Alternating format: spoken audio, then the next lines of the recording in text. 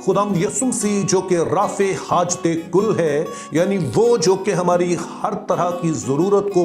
पूरा करता है, उसी के नाम में आपकी सलामती हो। इंसानी नुक्ता निगाह से देखा जाए, यानी कि वो लोग जो कि मुफक्रीन हैं या फिर माहिर नफ्सियात हैं, उनका कहना है कि इंसान की सबसे जो बुनियादी ज़रूरतें हैं उनका ताल्लुक उसके जिस्म से है।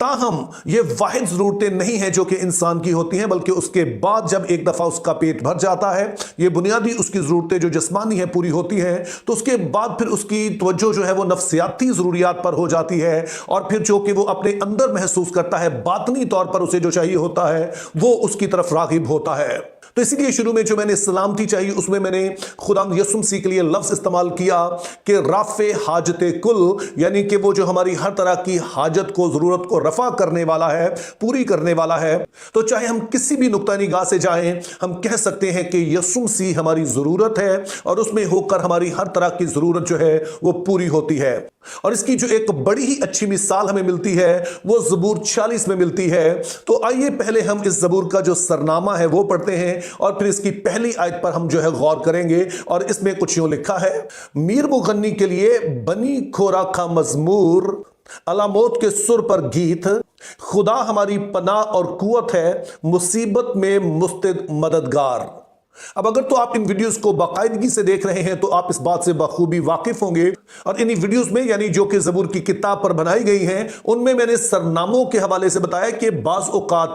ये हमें बड़ी अहम किस्म की मालूमात देते हैं जिसकी बुनियाद पर हमें किसी ज़बूर को समझना ज़्यादा आसान हो जाता है। तो इस ज़बूर के सरनामे में भी हमें 4 बातें बताई गई हैं। इस सरनामे में जो पहली मालूमात हम देखते हैं कि ये गीत मीर मुगन्नी के लिए, यानी कि जो क्वायर डायरेक्टर है, वो जो क्वायर लीडर है, ये उसके लिए लिखा गया है, जिसका मतलब गालबन ये होता है कि उसने इस गीत को पढ़ना होता था या उसको लीड करना होता था। और फिर हमें बताया गया कि ये बनी कोरा का गीत है, गालबन उनमें से किसी ने लिखा है। और फिर तीसरी जो हमें अहम बात बताई गई है कि ये एक गीत है, और आमतौर पर जब बाइबल मुकद्दस में लफ्ज़ गीत इस्तेमाल होता है तो इससे मुराद होती है कि खुशी का गीत। लेकिन इस सरनामे में सबसे अहम बात बताई गई वो ये है कि ये अलामोत के सुर पर गाने के लिए है। अब इब्रानी जुबान में ये लफ्ज़ जो अलामोत है ये दरअसल प्लूरल है, यानी कि ये सीगाए जमा है, और इसका जो वाहिद है वो है आलमा, जिसका मतलब होता है नौजवान लड़की। अब इसके मानी के हवाले से जो उल्मा की राय है वो कदरे तकसीम है। एक तरफ तो वो उल्मा हैं जिनका मानना है कि ये दरअसल उस वक़्त ख़वातीन की कोई ऐसे ग्रुप्स होते थे, ख़वातीन की क्वायर होती थी और ये गीत आमतौर पर वो गाती थी। और दूसरे कहते हैं चूंकि इसका नाम है अलामोत, जिसका मतलब है कि जवान ख़वातीन, तो ख़वातीन की जो पिच होती है वो ज़रा ऊंची सुर में गाती हैं। तो गालबन इससे मुराद ये है कि ये ऐसा गीत है जो कि ऊंची सुर में गाया जाने वाला है। मैं शख्सी तौर पर कायल हूं कि यह ख़वातीन की क्वायर वाला आइडिया जो है ये ज़्यादा समझ में आने वाला है, चूंकि हम बाइबल मुक़द्दस में देखते हैं कि जब मर्द हजरात जंग के लिए गए होते थे और फिर वहां से लौटते थे तो ये ख़वातीन थी जो मुख्तलिफ तरह के गीत गाते हुए उनको वेलकम करती थी। तो ऐसा बिल्कुल पॉसिबल है कि इसी तरह की किसी सूरत हाल के लिए ये गीत लिखा गया हो ताकि ख़वातीन खुदावंद के हुजूर में अपने ईमान का इजहार कर सकें कि किस तरह से इस सारे हालात में खुदा उनकी पनाहगाह है। अब इस बात को जब आप ज़हन में रखें तो पहली आयत जो हमने पढ़ी उस पर गौर करते हैं, यानी कि खुदा हमारी पनाह और हमारी कुव्वत है और मुसीबत में मुस्तिद मददगार, तो ये बहुत ही बामानी हो जाती है। इस आयत में बताया गया है कि खुदा अपने लोगों के लिए क्या हैसियत रखता है, और पहली चीज़ जो खुदा के बारे में कही गई कि वो हमारी पनाह है। अब अगर अपनी ज़बूर को कोई टाइटल देना हो, कोई उन्वान देना हो, तो मेरा ख्याल सबसे जो मौजू टाइटल होगा, मौजू उन्वान होगा, वो यही होगा कि खुदा हमारी पनाह है। चूंकि ये ना सिर्फ इस पहली आयत में इस्तेमाल हुआ बल्कि 7वीं आयत में कुछ यूं लिखा है, लश्करों का खुदामंद हमारे साथ है, याकूब का खुदा हमारी पनाह है। और ठीक फिर यही अल्फाज 11वीं आयत में भी दोहराए गए, यानी कि लश्करों का खुदामंद हमारे साथ है, याकूब का खुदा हमारी पनाह है। तो इस तरह हम देखते हैं कि ज़बूर के आगाज में, इस ज़बूर के दरमियान में और इस ज़बूर के आखिर में एक ही बात कही गई है कि खुदा हमारी पनाह है।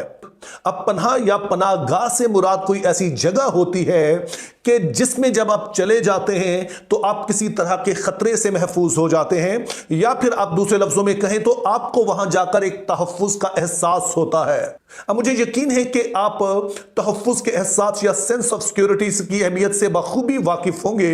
क्योंकि पाकिस्तान में भी आपने देखा होगा कि लोग गवर्नमेंट जॉब के लिए जो भी उन्हें करना पड़े अच्छा बुरा वो करते हैं, और उसकी जो बुनियादी वजह होती है कि गवर्नमेंट जॉब में एक जॉब सिक्योरिटी होती है, सेंस ऑफ सिक्योरिटी होती है कि ये जो हमें जॉब मिली है ये हमारे हाथ से जाएगी नहीं बल्कि हमारे पास रहेगी।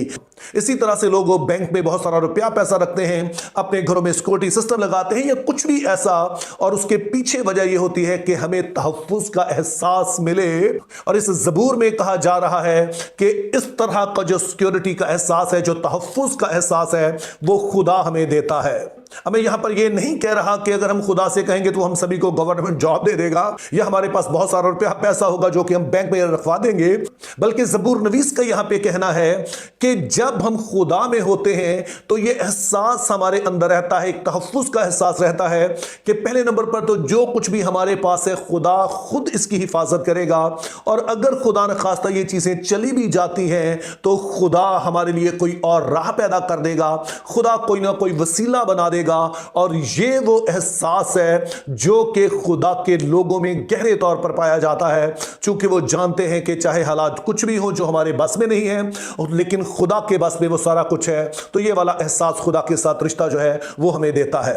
अब दूसरे नंबर पर ज़बूर नवीस का कहना है कि खुदा हमारी कुव्वत है। कुव्वत का दूसरा तर्जुमा जो किया जाता है वो है जोर, यानी कि किसी काम करने की जो सलाहियत है, वो काम जो हम करना चाहते हैं उसके लिए हमारे अंदर ऐसी जोर होना, ऐसी अहलियत होना कि हम उसे कर सके। मिसाल के तौर पर अगर कोई शख्स हो और वो बीमार हो तो आमतौर पर कहते हैं मेरे अंदर कुव्वत नहीं है कि यहां से चलकर मैं वहां तक जा सकूं। इसका मतलब है कि मैं अपने अंदर वो सलाहियत नहीं पा रहा हूं कि मैं इतना चल सकूं।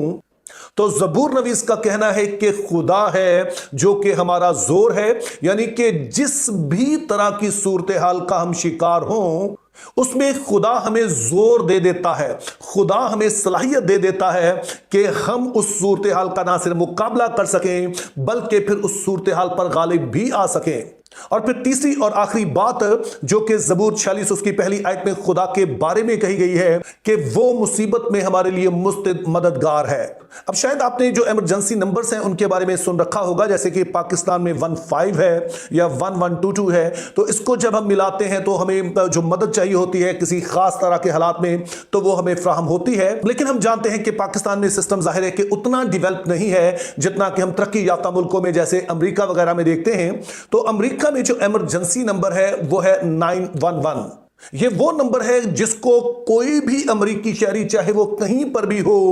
वो इसको डायल कर सकता है, और जिस तरह की भी हादसाती सूरत का शिकार हो उसके लिए ना सिर्फ उसे मदद मिल जाती है बल्कि अगर उसे कोई इमोशनल सपोर्ट चाहिए होती है तो उसके लिए भी उसे रेफर कर देते हैं। तो हर तरह की मदद के लिए यह नंबर मौजूद होता है कि आप उनसे बात करते हैं और वो आपकी रहनुमाई भी कर देते हैं, और अगर उसी टाइम आपके पास पहुंचने की बात हो तो वहां पर वो पहुंचते भी हैं। खुदा न खास्ता घर में कोई हादसा हो गया तो उसके लिए मदद को फौरन पहुंचते हैं। तो ये वाली आयत हमें बताती है कि खुदा हमारे लिए 911 है,